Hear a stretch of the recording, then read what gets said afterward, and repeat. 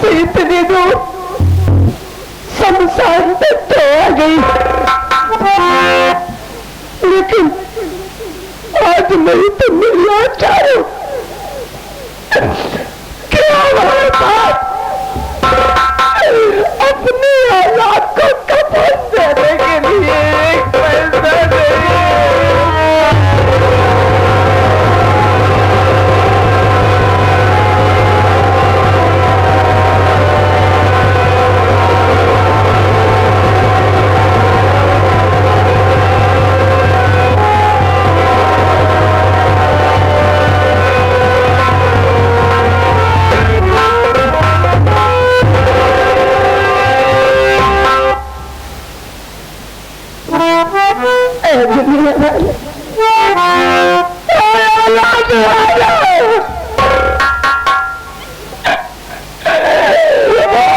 के सामने एक मजबूर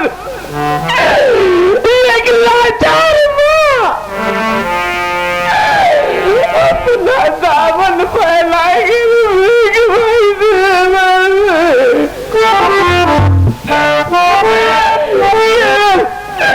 केवल 2 गज कफन का सवाल है हमारे मदद के लिए।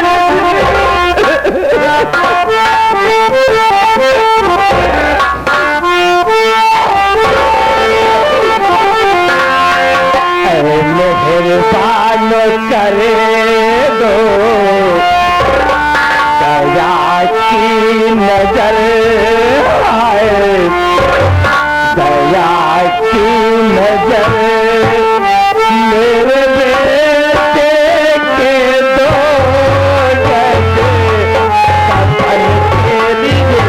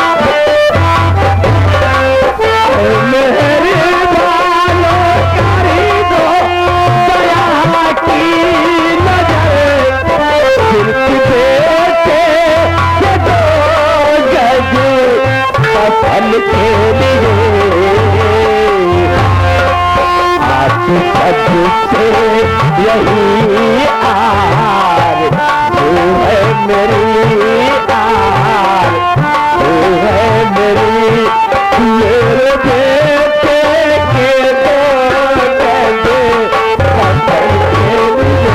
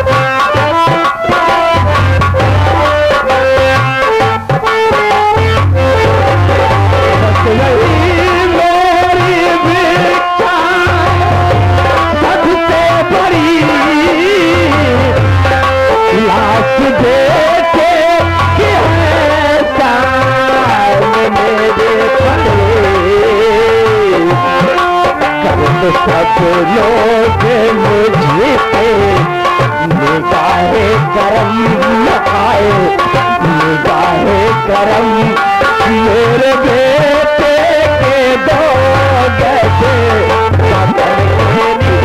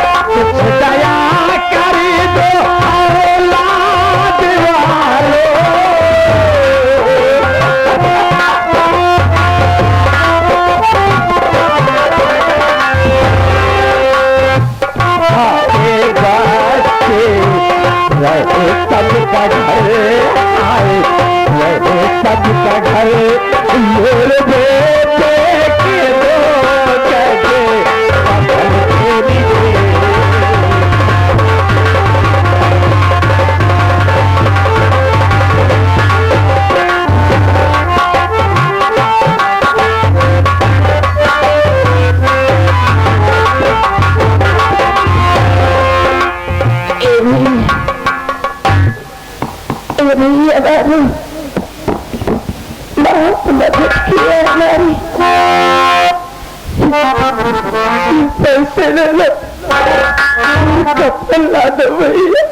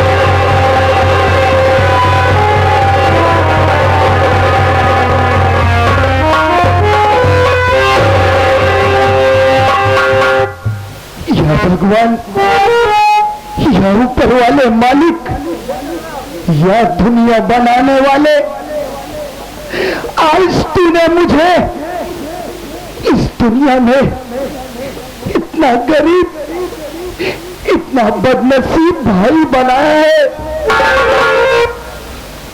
कि मेरे पास एक पैसा नहीं है कि जिससे खरीद कर 2 गज कफन लाकर मैं अपनी बहन की मृत शरीर पर डाल सकूं। इस दुनिया में मालिक किसी भाई को इतना मजबूर मत बनाना कि उसकी बहन की लाश पड़ी हो और उस लाचार भाई के पास अपनी बहन की शरीर पर डालने के लिए 2 गज कफन न।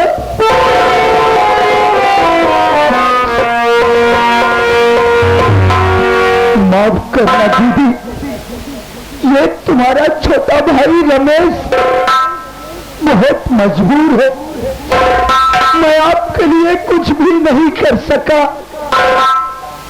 अरे पगली, तो हर साल मेरी कलाई में राखी बांधा करती थी और आज अपने इस रमेश भैया की कलाई सोनी करके चली गई।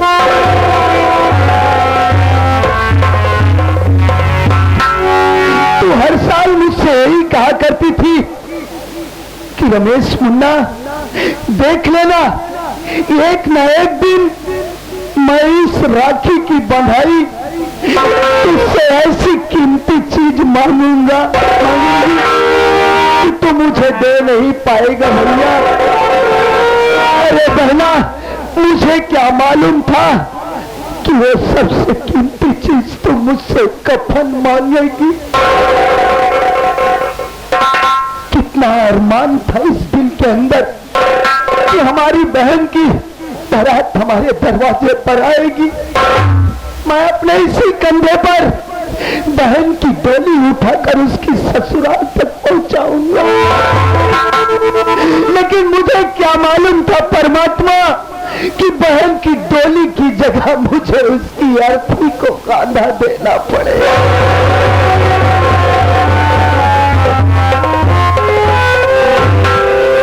तूने जिंदगी में मुझसे किसी चीज की मांग नहीं की थी बहन, मांगा भी तो 2 टुकड़े रोटी,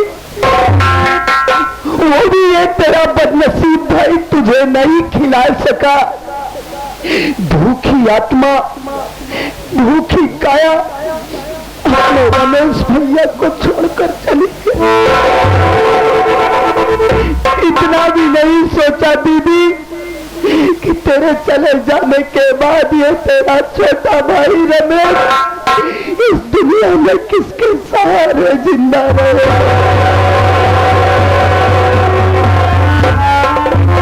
भगवान, अब मैं क्या करूं?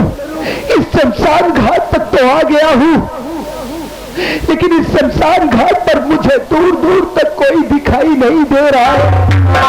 चारों तरफ वीराना और तन्हाई के सिवा कुछ भी नजर नहीं आ रहा है। हाँ, दूर एक देवी जी बैठी हुई है। चल रहा हूं, उन्हीं से अपनी फरियाद सुनाऊंगा, उन्हीं से कफन की भिक्षा मांगूंगा। अगर वो दयावान होंगी तो इस गरीब भाई की जरूर मदद करेगी। आज तेरा ही सहारा है मालिक, तेरा ही सहारा है।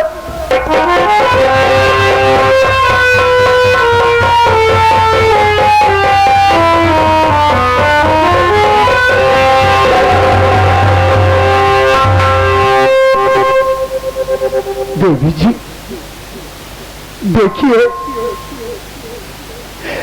आज आपके सामने एक बहुत ही लाचार मजबूर गरीब भाई हाथ जोड़कर खड़ा है।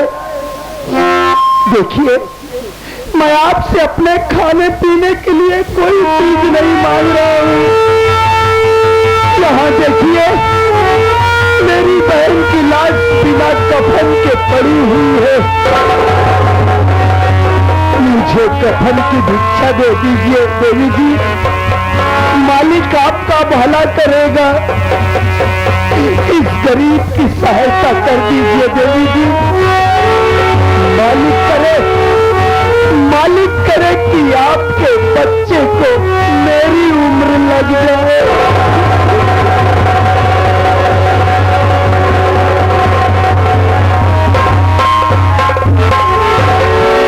गरीब की सहायता कर दीजिए देवी जी। मालिक ने आपको भी औलाद दिया होगा, आप औलाद का दर्द अच्छी तरीके से समझती होंगी। आखिर मैं भी तो आपकी औलाद की तरह हूं। इस गरीब बेटे पर कृपा कर दीजिए, मुझे कफन की भिक्षा दे दीजिए। मैं आपके सामने हाथ जोड़ता हूं, आपके पांव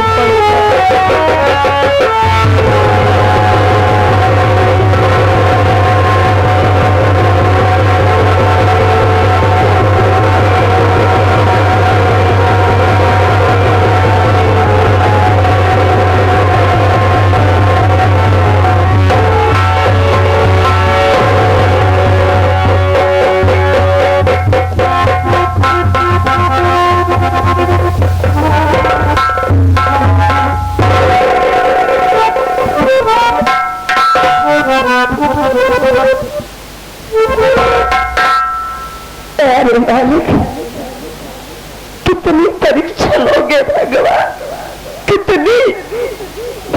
अरे इतनी भी परीक्षा मत लो भगवान कि आंख में आंसू की जगह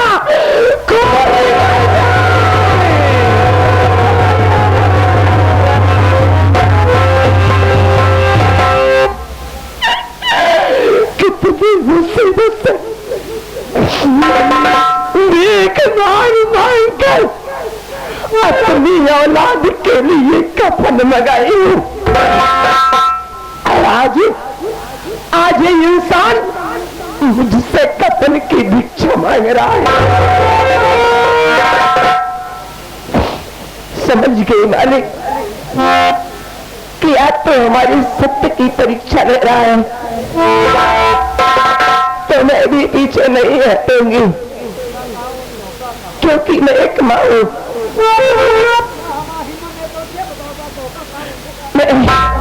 मैं इस इंसान को कफन जरूर दूंगी, चाहे मुझे अपनी औलाद को बिना कफन के ही दफनाना पड़े मालिक।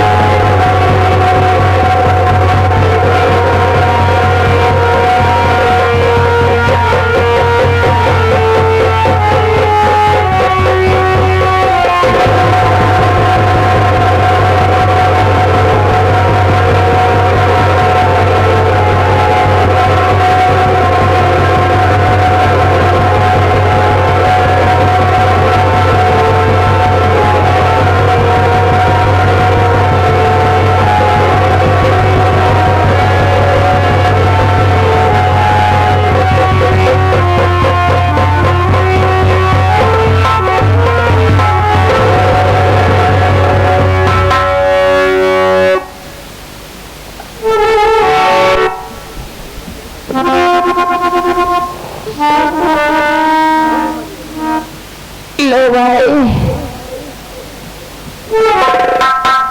लो भैया, मैं तुम्हें कफन दे रही हूँ।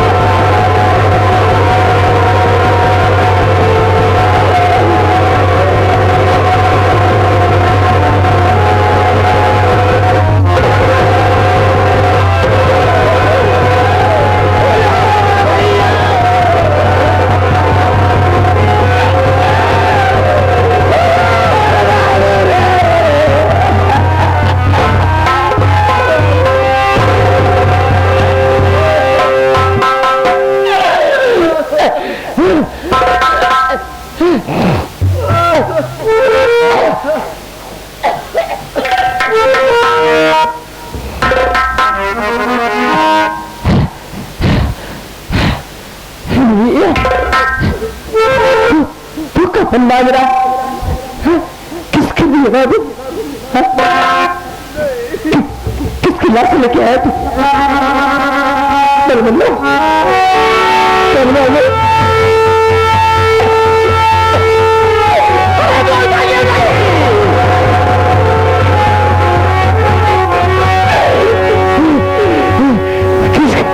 किसकी लाश लेकर आया तू? मुझे बताओ, ये मेरा दिल में हो जा रहा। कैसे बतलाऊं भाभी आपको, कैसे बतलाऊं मैं? अरे बतलाने में तो मेरा कलेजा फटा जा रहा। लेकिन अगर तू नहीं बताएगा तो तेरी भाभी का कलेजा जरूर फट जाएगा ना।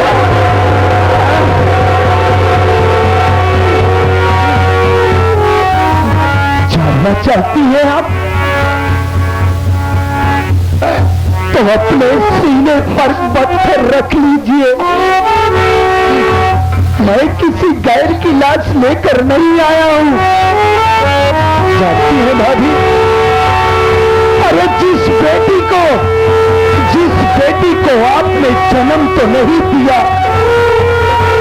जिस बेटी को अपने तन का दूध तो नहीं पिलाया, किसी बात करा तुम, लेकिन जिस बेटी को आपने पाल पोस कर सयानी की। अरे किसकी बात कर रहा है तू? मैं किसी गैर की लाश लेकर नहीं आया हूं भाभी, बल्कि मैं अपनी दीदी और आपकी लाडली ननद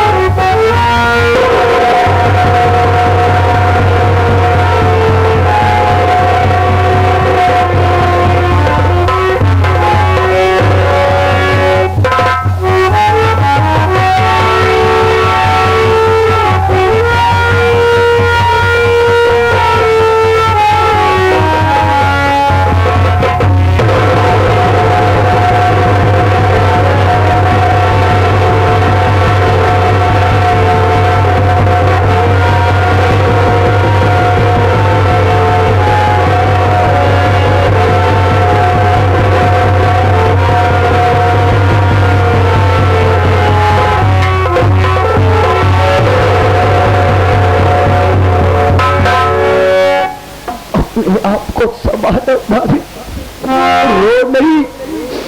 क्या करोगी? मालिक ने जो किस्मत में लिखा वही हुआ भाभी। लेकिन एक बात ये बतलाइए कि आप इस शमशान घाट पर किसकी लाश लेकर आई है भाभी? आप बोलो। तू नहीं सुन पाएगा राधू,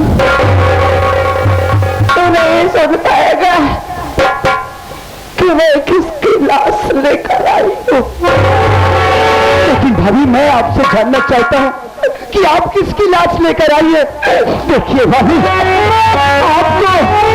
आपको अपने इस लाडले देवर रमेश की कसम है भाभी, आपको बतलाना ही पड़ेगा कि आप किसकी लाश लेकर आई है। जानना चाहता है? हाँ, तो सुन रही है, मैं किसी गैर की लाश लेकर नहीं, अपने कलेजे के टुकड़े,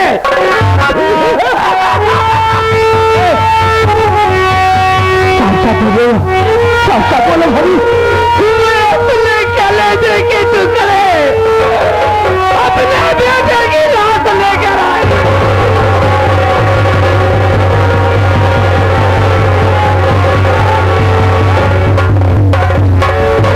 भगवान कहीं ऐसी बात ना बोलिए भाई, कह दीजिए सारी बातें झूठ है। कैसे कह दो कि झूठ है? सच्चाई हमारे सामने पड़ी है बाबू। देखो ये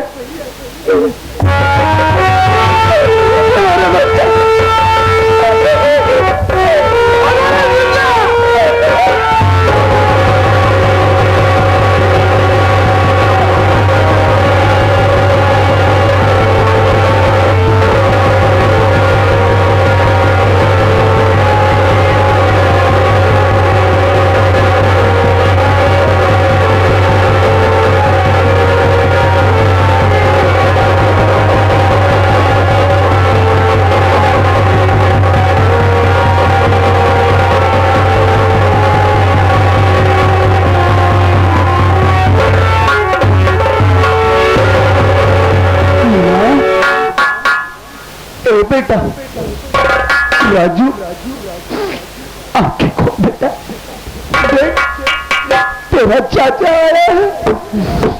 अपने चाचा से बातें नहीं करेगा मुन्ना। आंखें खोल राजू, आंखें खोल बेटा। नहीं तुम्हारा मुन्ना अब किसी से बातें नहीं करेगा। सदा के लिए हम सबसे रूठ गया है।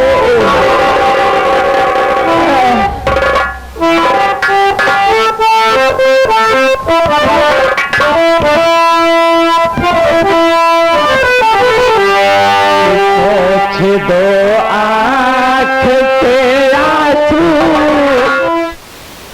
दो आँख से आंसू, अरे देवरे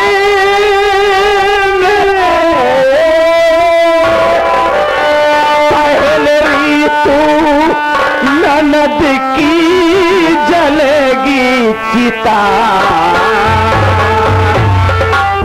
इतनी बेदर देगा खाके हमारा जगत।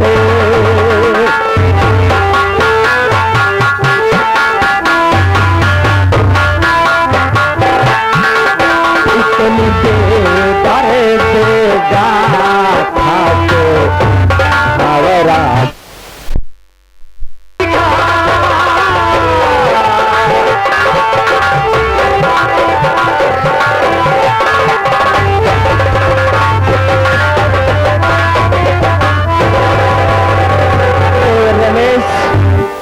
हमारे लिए तो हमारी ननद ही नहीं, मैं अपनी बेटी की जिससे पाली थी बहू हमारे बच्चे से बहुत बड़ी है, इसलिए सबसे पहले हमारी ऋतु की चिता जलेगी, बाद में मैं अपने बच्चे को देखूंगी। भैया ये आप क्या कह रही है भाभी? भाभी आप अच्छी तरीके से जानती है कि हमारे पास कफन एक है और लाश दो है। मैं आपकी बात को मानता हूँ कि अगर इस कफन में दीदी रीतू की लाश लपेटकर इनका अंतिम संस्कार कर दिया जाएगा तो जरा सोचिए भाभी कि हमारे बेटे का कफन दफन कैसे होगा। तो इसी बात कहना, क्योंकि विधि का विधान यही कहता है कि एक कफन में सिर्फ एक लाश जाती है, और आज बदनसीबी से हमारे पास कफन एक और लाश दो। समझ में नहीं आ रहा कि हम करें तो क्या करें। नहीं है, एक काम करते हैं मुन्ना। क्या भाभी? आज हम दोनों मिलकर इस विधि के विधान को तोड़ देते हैं। जो दुनिया में किसी ने नहीं किया है, आज वो करके दिखाएंगे। एक कफन में 2 लाश,